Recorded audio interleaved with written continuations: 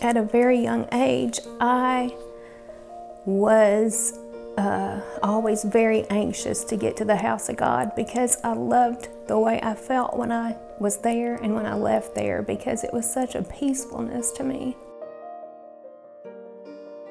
I find myself in a place when I'm worshiping or singing that it comes straight from this inner part of me that God has touched that nobody else could have ever touched.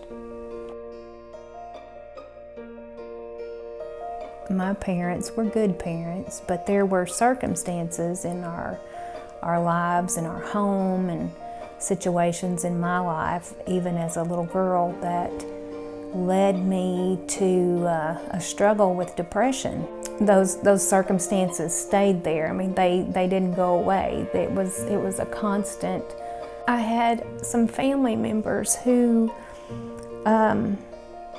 had spent time in the state hospital because of their mental state. Some that were on medications that really debilitated them. I had such a fear that the same thing was going to happen to me, that I wouldn't be able to come out of this situation because it was so dark.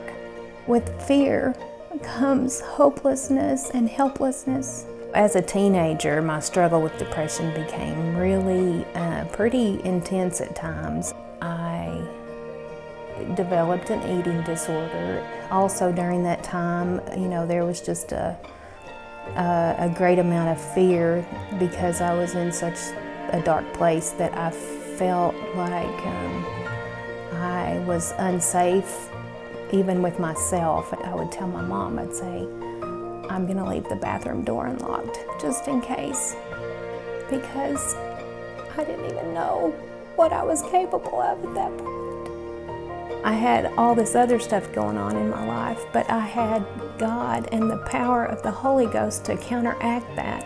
I had a mom that was faithful in taking me to church. And at a very young age, I received the gift of the Holy Ghost. I don't know how people go through such things and not have the hope and the joy and the peace that comes in knowing the Lord.